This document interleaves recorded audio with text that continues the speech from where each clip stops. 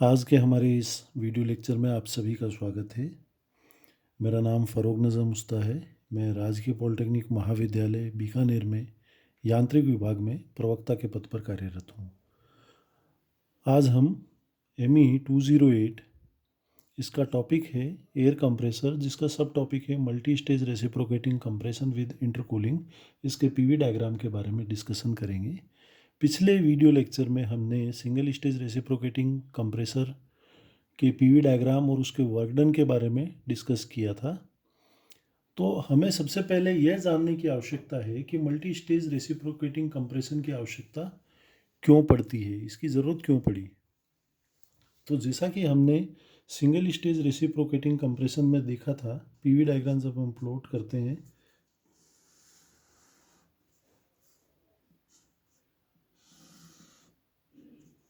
ये हमारा volume V, ये हमारा प्रेशर P। तो सिंगल स्टेज रेसिप्रोकेटिंग कंप्रेशन में हमने क्या देखा था कि लेट सपोज ये हमारा कोई इनिशियली प्रेशर है P1 और ये हमारा कोई डिलीवरी प्रेशर है लेट्स से P2। ओके, ये हमारा कोई मान लीजिए इनिशियल वॉल्यूम हो गया V1। तो जब हम पॉलीट्रॉपिक प्रोसेस को फॉलो करते हुए कर्व प्लॉट करते हैं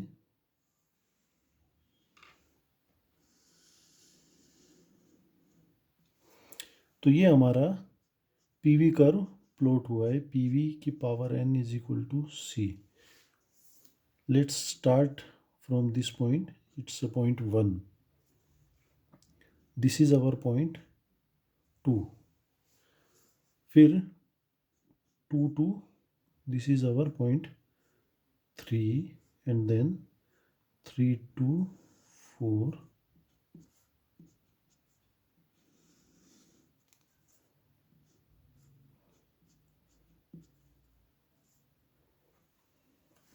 okay, and this is our clearance volume VC, clearance volume. ये हमने एक सिंगल स्टेज रेसिप्रोकेटिंग कंप्रेशन के बारे में जाना था। अब अगर हम सिंगल स्टेज रेसिप्रोकेटिंग कंप्रेशन में अगर हम जो डिलीवरी प्रेशर है P2, इस डिलीवरी प्रेशर को हम फर्दर इंक्रीज कर देते हैं इस प्रेशर तक, लेट सपोज इसको हमने नाम दे दिया P3। अगर हमने डिलीवरी प्रेशर इंक्रीज किया तो ये हमारा पॉइंट इनिशियली कंप्रेशन शुरू हो रहा है 1 से ये आ जाएगा अपने पास 5, P5 तक जाएगा, P3 is equal to P5, P3 is equal to P5। अब डिलीवरी किस प्रेशर पे होगी, P5 पे, और इसको नाम दे दिया हमने 6 नंबर पॉइंट।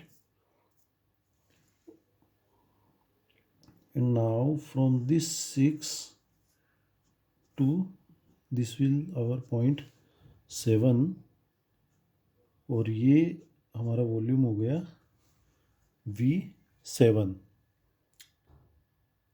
फिर जब हम फर्दर इसका प्रेशर इंक्रीज कर दें, delivery pressure, let say this is our point 8, diagram में दिख रहा है। तो क्या होगा, इस चीज़ को हमें समझने की आवश्यकता है। देखिए हमारा सबसे पहला साइकिल क्या था, 1 2 3 4 एंड अगेन 1। ये हमारा सबसे पहला साइकिल था, 1 2, then this is our point 3, then 4, then again 4 to 1। दूसरा साइकिल क्या आ रहा है अपने पास, 1 then 5, then 6, then 7, then 1। Okay, तो पहले हम इन दो साइकिल की डिस्कशन करते हैं। जब हम पहले साइकिल में बात कर रहे हैं तो पहले साइकिल में 1 2 3 4 में जो ये 3 to 4 प्रोसेस है, process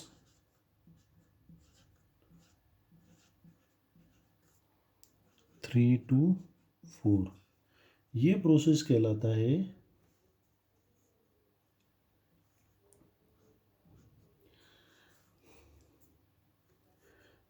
clearance air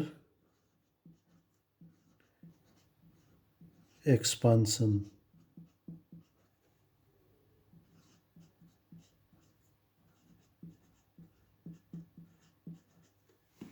clearance air expansion process.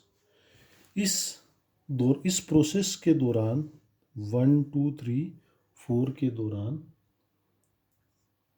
जो मास फ्लो रेट है कंप्रेसर में, mass flow rate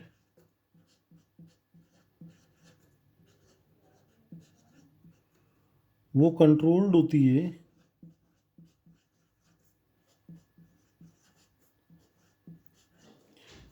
effective swept volume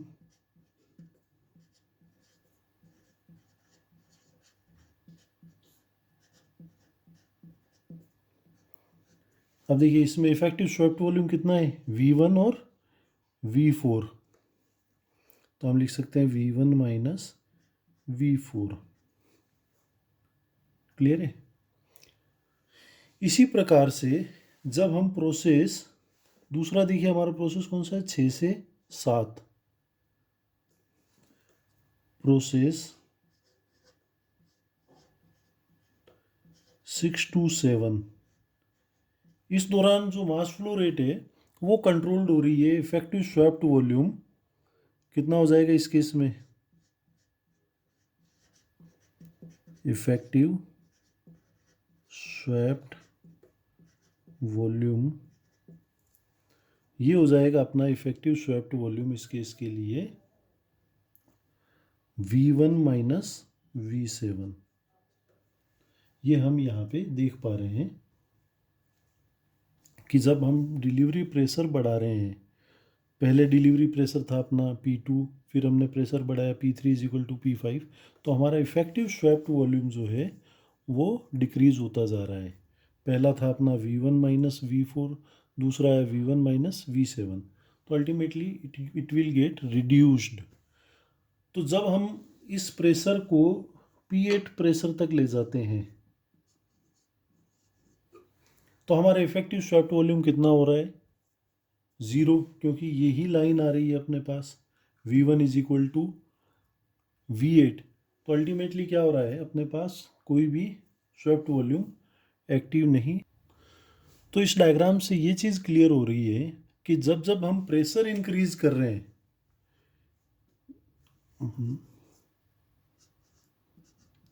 pressure को जब हम इंक्रीज कर रहे हैं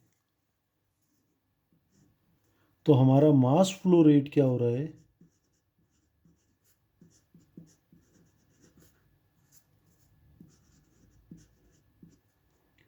डिक्रीज हो रहा है। क्लियर है ये चीज़। दूसरा, जब हम प्रेशर, डिलीवरी प्रेशर को इंक्रीज करते जा रहे हैं, यहाँ पे भी हम डिस्कस कर रहे थे डिलीवरी प्रेशर,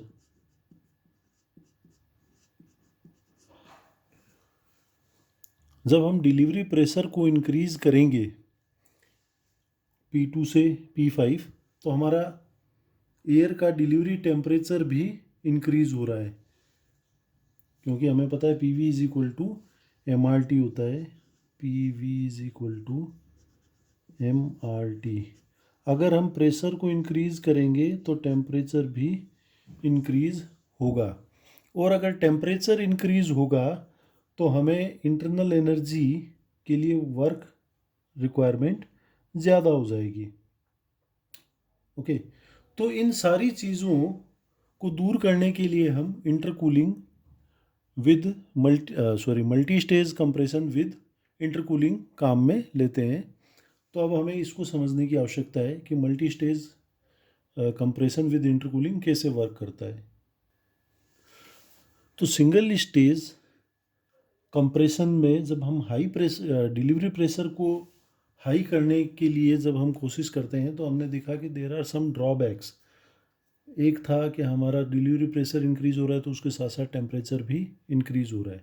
सेकंड ये था कि मास फ्लो रेट डिक्रीज़ हो रही है और अल्टीमेटली हम एक ऐसी स्थिति में आ गए थे कि जहाँ पे मास फ्लो रेट ज़ीरो हो जाती है। तीसरा, पावर रिक्वायरमेंट ज़्यादा थी, मैकेनिकल बैलेंसिंग की प्रॉब्लम्स क्रिएट हो रही थी, कोई रेसिप्रोकेटिंग मास है तो जितना ज़्यादा हम डिलीवरी प्रेशर बढ़ा रहे हैं तो उतना हमारा कंप्रेसर का साइज़ बड़ा होगा, तो उसकी बैलेंसिंग की प्रॉब्लम भी स्टार्ट हो जाती है। इन सारी प्रॉब्लम को ओवरकम करने के लिए हमने मल्टी स्टेज कंप्रेशन शुरू की। मल्टी स्टेज कंप्रेशन में हमने दो स्टेज कंप्रेशन के बीच में इंटरकूलर अप्लाई किया। ये एक हमारा बेसिक स्कीमेटिक अरेंजमेंट है जहाँ पे ये हमारी लो प्रेशर सिलेंडर है, इसमें ये एयर इन की जा रही है। This is our air in. Okay, now again from, let's say हमने इस पॉइंट को नाम दिया outlet of low pressure cylinder. It is our point number 1 which is inlet to intercooler. Then outlet of intercooler,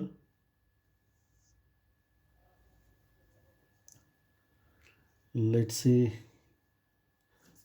sorry, we will modify it. It's our in point number 1, it will be our point number 2, it will be our point number 3. Outlet of intercooler, it is our point number 3, which is inlet to, this is interpressor cylinder. Now this is point number 4, outlet to IP cylinder और inlet to intercooler 2 IC2। ये हमारा intercooler है IC2, ये हमारा intercooler है IC1। Now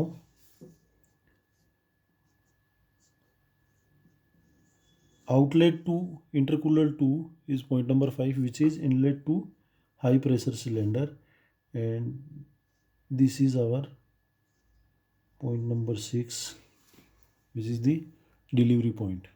So corresponds to these points what we will have, let's say हम यहाँ पे हमारे पास होगा प्रेशर P1, वॉल्यूम V1 और टेम्परेचर T1। ओके,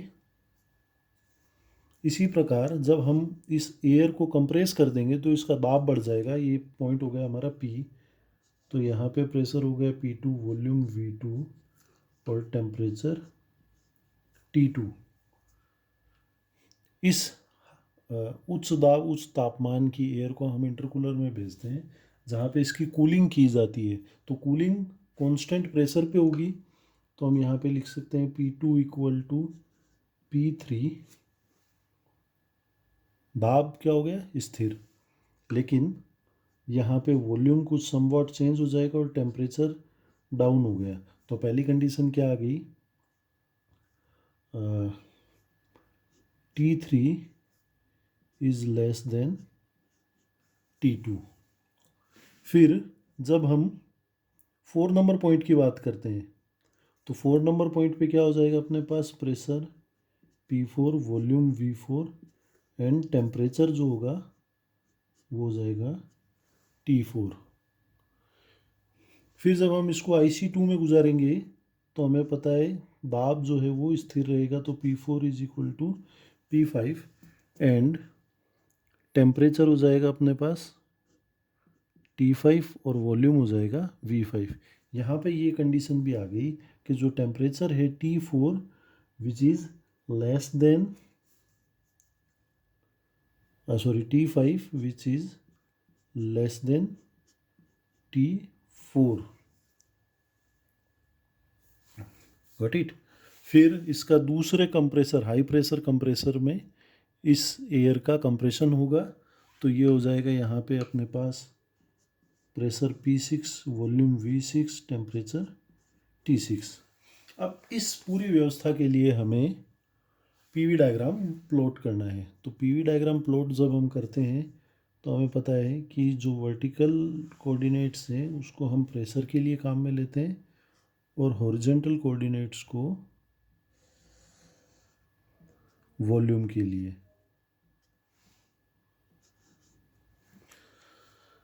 हमारे पास पूरे साइकिल में देखिए प्रेशर 1, 2, देन 3,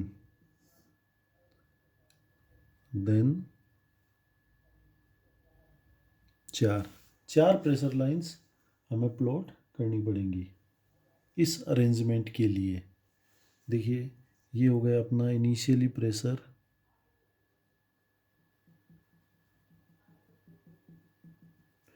P1। ये हो गया अपना जो लो प्रेशर है उसका delivery pressure, let's say it is our P2। Then intercooling में हमें पता है P2 इक्वल टू P3 है,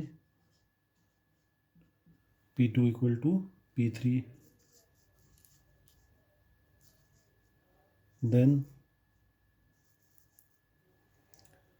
इंटरमीडिएट का प्रेशर, डिलीवरी प्रेशर P4।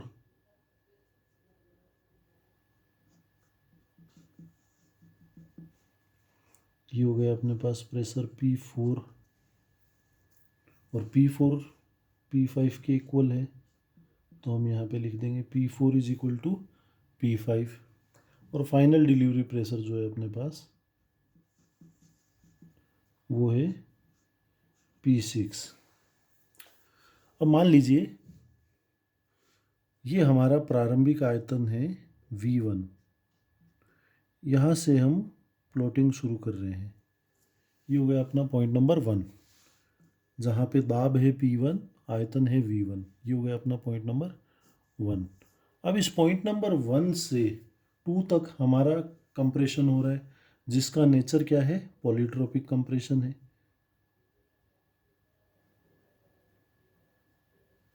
तो ये हमारा हो गया polytropic compression 1 to 2। Okay, then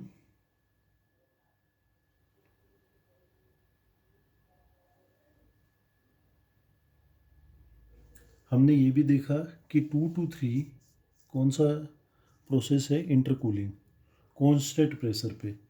तो ये हमारा 2 to 3, लेट सपोज ये हो गया हमारा 2 to 3 कॉन्स्टेंट प्रेशर पे हमने उसका टेम्परेचर डिक्रीज कर दिया तो ये हो गया 2 to 3। Okay, now 3 to 4 polytropic compression. ये अगेन हमारा पॉलीट्रोपिक कंप्रेशन 3 to 4। फिर 4 to 5 इंटरकूलिंग। ये हो गया अपना 4 to 5 इंटरकूलिंग। देन 5 to 6 ये हो गया अपना हाई प्रेशर कंप्रेशन। फिर 6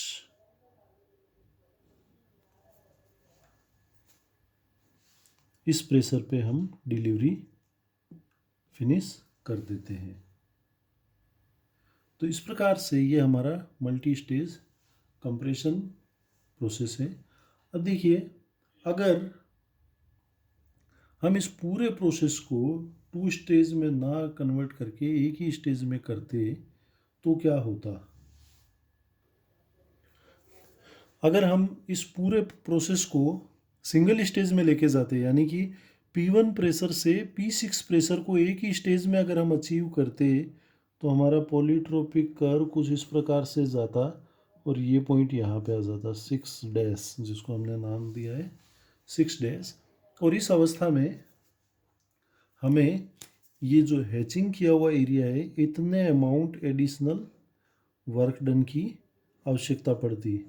तो हमने क्या किया, इस एडिशनल वर्क डन को रिमूव करने के लिए this is the area which we have saved. This amount of work done we have saved.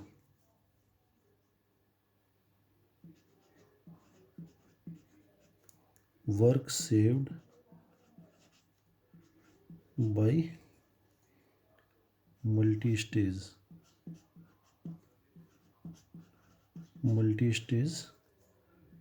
with intercooling.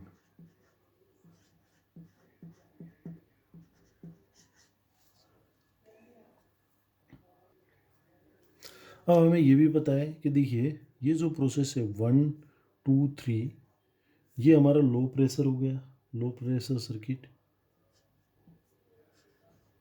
ये हमारा आईपी सर्किट हो गया और ये हमारा हाई प्रेशर सर्किट हो गया। तो इस प्रकार से हम मल्टी स्टेज कंप्रेशन काम में लेते हैं। अब हम इसके लिए वर्क डन कैलकुलेट करेंगे। तो हम स्टार्ट करते हैं। Now we will discuss about work done for multi stage compression.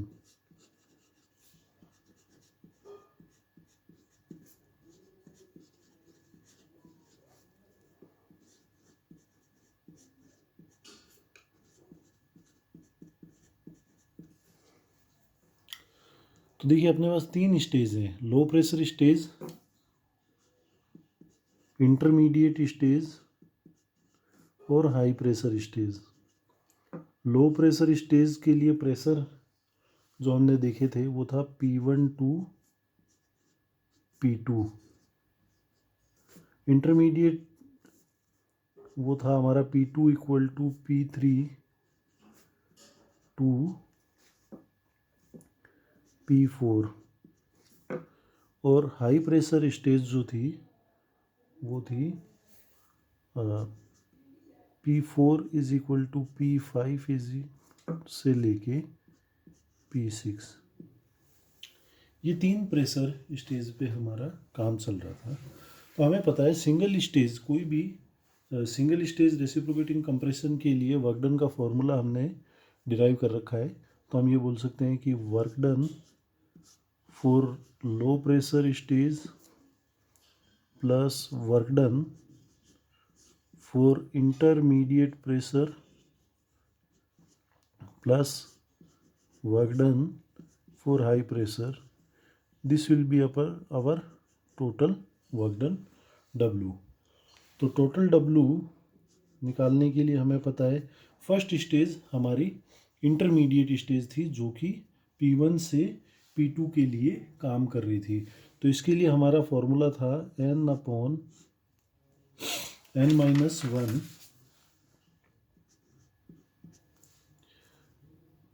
P1 V1 P2 by P1 power N-1 divided by N-1।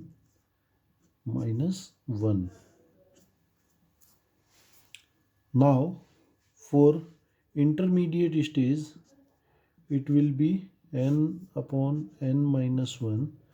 अब यहाँ पे जो ये P1 V1 है तो हमें पता है कि हमारी जो इंटरमीडिएट स्टेज थी वो थी P2 is equal to P3। तो हम यहाँ पे लिख लेंगे P3 V3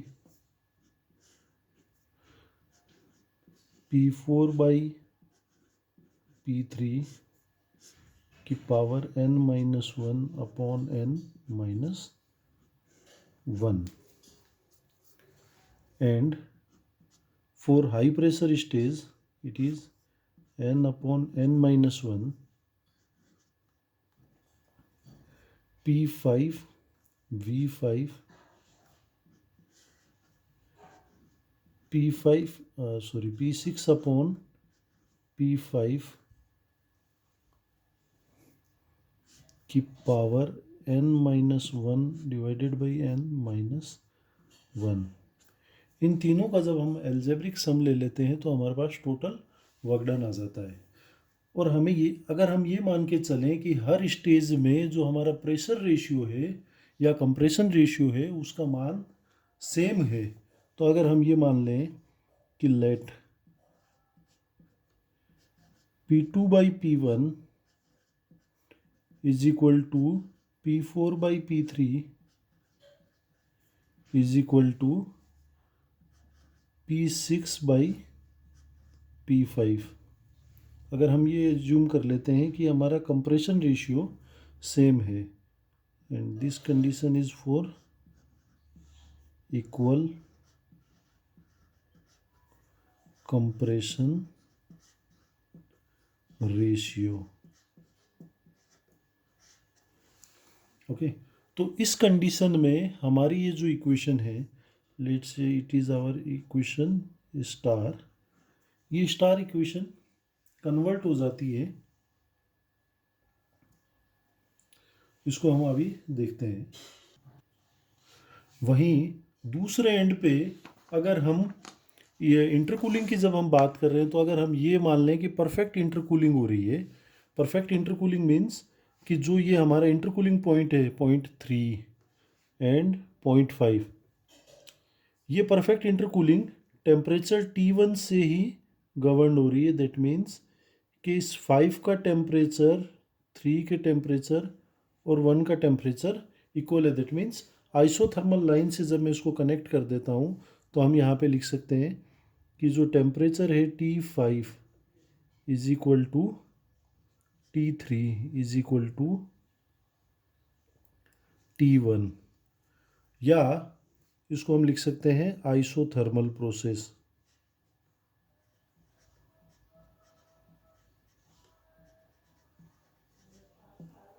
आइसोथर्मल के साथ जो टेम्परेचर हमारा इनिशियली T1 था वही टेम्परेचर हम हर बार इंटरकूलिंग के बाद अचीव कर रहे हैं T3 या 4 to 5 इंटरकूलिंग में T5 टेम्परेचर जो हम अचीव कर रहे हैं। तो हम यहाँ पे ये लिख सकते हैं कि P1V1 is equal to P3V3 is equal to P5V5। तो जब हम ये टर्मिनोलॉजी यूज़ करते हैं तो हमारी जो स्टार इक्वेशन है वो कन्वर्ट हो जाती है एक सिंगल फॉर्म में, और वो सिंगल फॉर्म हो जाएगी हमारी let's W is equal to n divided by n-1 P1V1 bracket, here what we have P2 by P3 की power n-1 divided by n-1। Okay, ये पूरी टर्म हमने लिख ली। अब अगली टर्म है, इसमें से देखिए हमने n/n-1 कॉमन निकाल दिया। यहाँ पे ये जो P3V3 है इसको हमने ये इक्वेशन यूज़ करते हुए काम में लिया कि P1V1 is equal to P3V3 is equal to P5V5। तो यहाँ से P3V3 को हमने रिप्लेस किया P1V1 से, जिसको भी हमने कॉमन बाहर निकाल दिया। फिर तीसरी equation I n divided by n-1 P5V5, तो यहाँ पर भी P5V5 को हमने रिप्लेस किया P1V1 से और इस पूरी टर्म को बाहर निकाल दिया। अब जो बची हुई प्रोडक्ट था वो क्या था, P4 by P3 n-1 upon n-1। तो हमने ये भी अभी एज्यूम किया है कि for equal compression ratio P4 by P3 which is equal to P2 by P1, तो हम यहाँ पे लिख लेंगे plus P2 divided by P1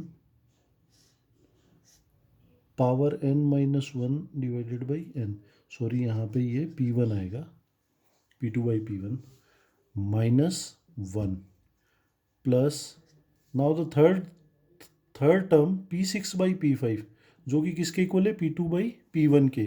तो यहाँ पर भी हम लिख लेंगे P2 divided by P1 power n-1 upon n-1 bracket close, यहाँ पे ये 1 है। तो हम इसको क्या लिख रहे हैं, इस इक्वेशन को देखिए, W is equal to n/n-1। तो वर्गनन क्या हो गया, n/n-1 P1V1 P2 divided by P1 की power n-1 divided by n plus again it is P2 by P1 की power n-1 divided by n again P2 by P1 की power n-1 divided by n -3। ये हमने अभी derive किया है। तो इसको भी हम सिंप्लीफाई वे में लिख सकते हैं, n divided by n-1 P1V1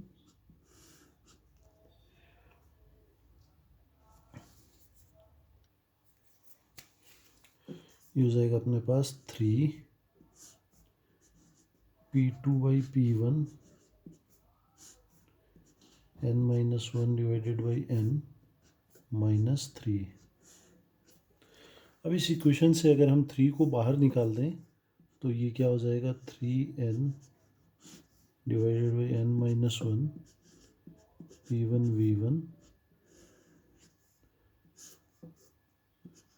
P2 divided by P1 power n-1 divided by n -1। It will be our work done for 3 stage reciprocating compression. अब अगर मान लीजिए हमारे पास n स्टेजेस हैं, या हम ये कह सकते हैं कि अगर हमारे पास x स्टेजेस हैं, तो this formula will be converted for x terminology.